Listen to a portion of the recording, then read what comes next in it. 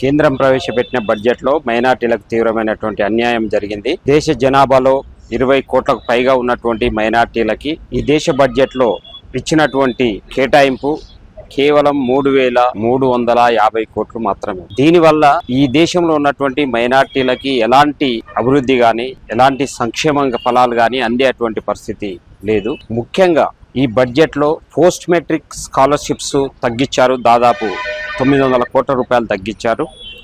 అలాగే skill development కోసం గతంలో వస్తున్నటువంటి నిధులు కూడా ఈ ప్రభుత్వం మళ్ళీ తగ్గించింది. దీంతో పాటు ముఖ్యంగా నేషనల్ మైనార్టీ డెవలప్మెంట్ కార్పొరేషన్ దీని ద్వారా వచ్చేటువంటి నిధులతోటే రాష్ట్రాల్లో ఉండేటువంటి మైనార్టీ కార్పొరేషన్స్ నిరుద్యోగ యువతకి లోన్స్ ఆర్థిక సహకారం చేస్తాయి. కానీ నేషనల్ మైనార్టీ డెవలప్మెంట్ కార్పొరేషన్ సున్నా బడ్జెట్, ఎలాంటి బడ్జెట్ కేటాయింపులు దానికి ఇచ్చినటువంటి పరిస్థితి లేదు. అలాగే ప్రభుత్వము ఏదైతే వివిధ స్కీమ్స్ పెట్టారో, అంబరెల్లా స్కీమ్స్ పేరుతో ఉండేవో, ఆ స్కీమ్స్ అన్నిటికి సంబంధించినటువంటి బడ్జెట్లో కూడా దాదాపు 1,200 కోట్ల రూపాయలు తగ్గించారు. అంటే గతంలో ఇచ్చినటువంటి బడ్జెట్ మీదనే దాదాపు 100 కోట్ల రూపాయలు తగ్గిస్తూ ఈ ప్రజలకి ఎలా న్యాయం చేస్తామని చెప్పేసి ప్రభుత్వం ఆలోచన చేయాలి.